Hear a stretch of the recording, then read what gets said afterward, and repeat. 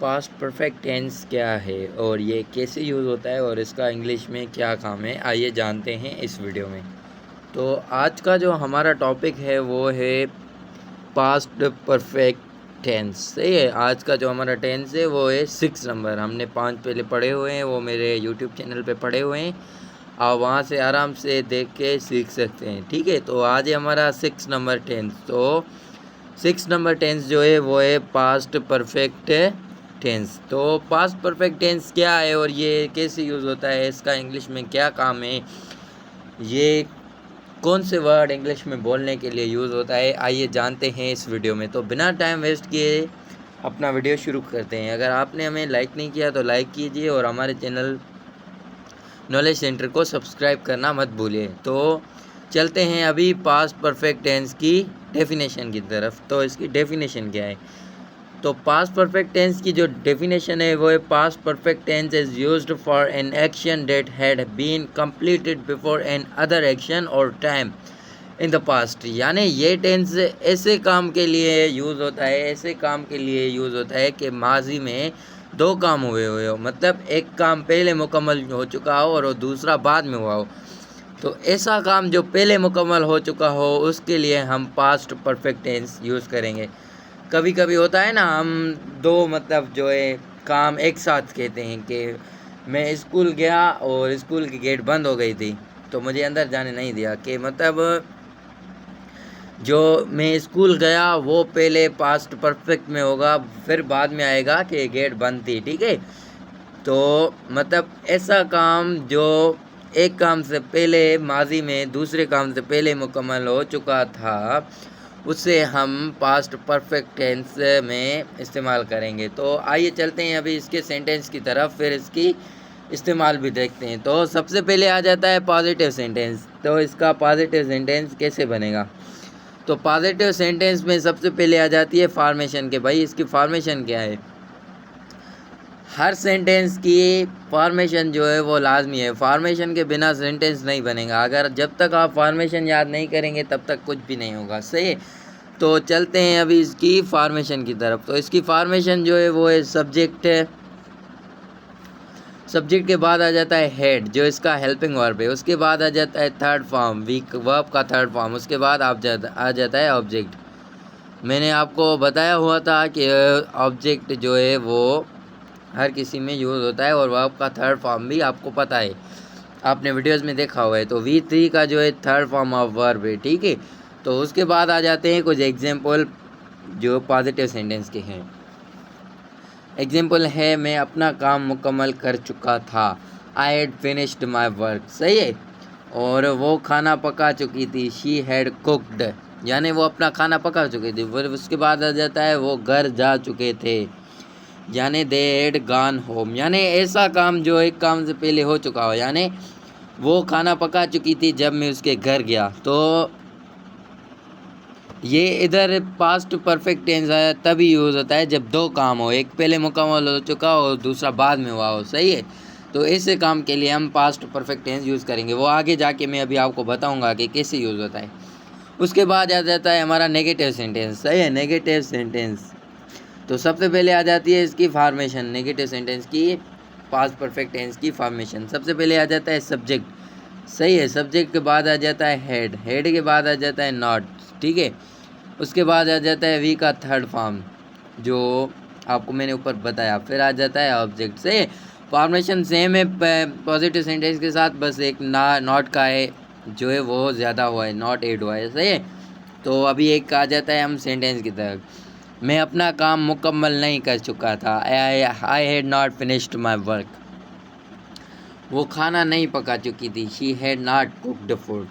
सही है, तो अभी चलते हैं हम इंट्रोगेटिव सेंटेंस की तरफ, यानी सवालिया जुमलों की तरफ।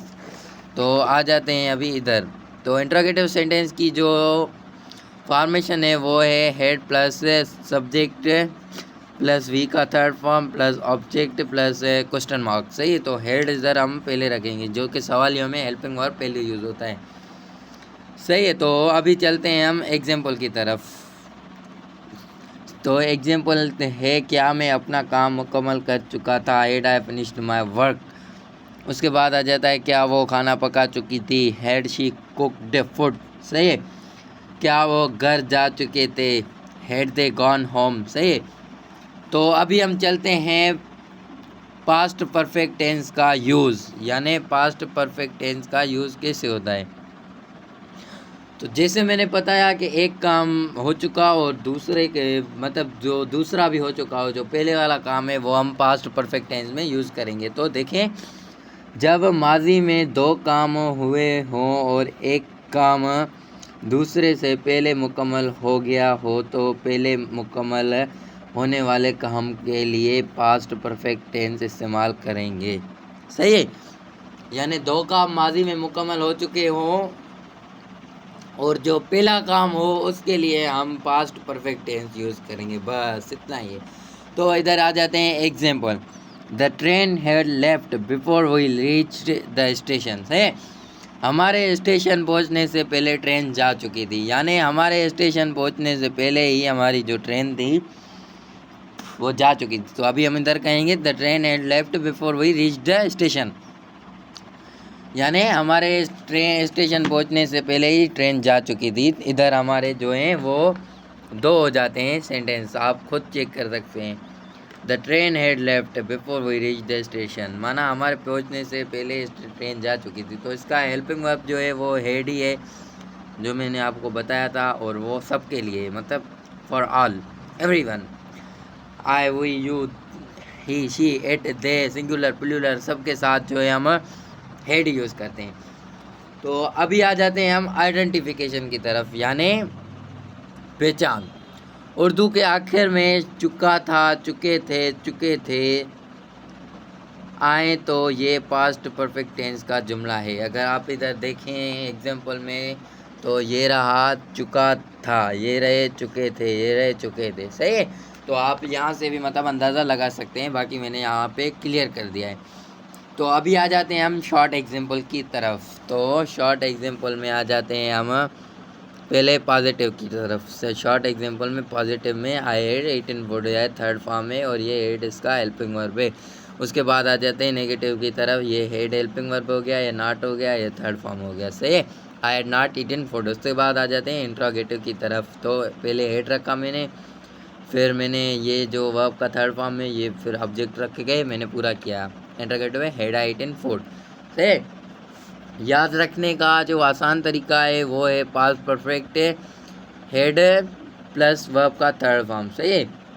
और उर्दू के लिए अगर जुमले में चुका था, चुकी थी, चुके थे आए, तो ये पास्ट परफेक्ट टेंस का जुमला है।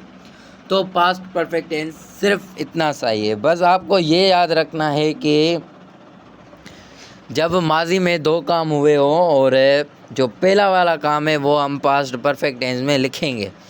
बाकी आपको पता है कि वो काम अगर पॉजिटिव सेंटेंस का है तो आप उसको पॉजिटिव में लिखेंगे, और नेगेटिव का है तो नेगेटिव में लिखेंगे, इंट्रोगेटिव का है तो इंट्रोगेटिव में लिखेंगे। बस इतना सा ही है पास्ट परफेक्ट टेंस, बिल्कुल ईजी है। लोगों ने आपको पागल बना दिया है इतने बड़े बड़े वीडियोस डाल के, बस अब इतना सा ही है पास्ट परफेक्ट टेंस। तो अभी मुझे दीजिए, अल्लाह हाफिज़, मिलते हैं कल किसी शानदार वीडियो के साथ। तब तक के लिए अल्लाह हाफिज़, प्रैक्टिस जारी रखिए और काम करते रहिए। मुझे दीजिए इजाज़त। अगर आपने हमारे चैनल को सब्सक्राइब नहीं किया तो सब्सक्राइब करें और लाइक भी करें। अगर वीडियो पसंद आया तो लाइक करेगा। तब तक के लिए अल्लाह हाफिज़, टाटा। नॉलेज सेंटर को सब्सक्राइब करना मत भूलें।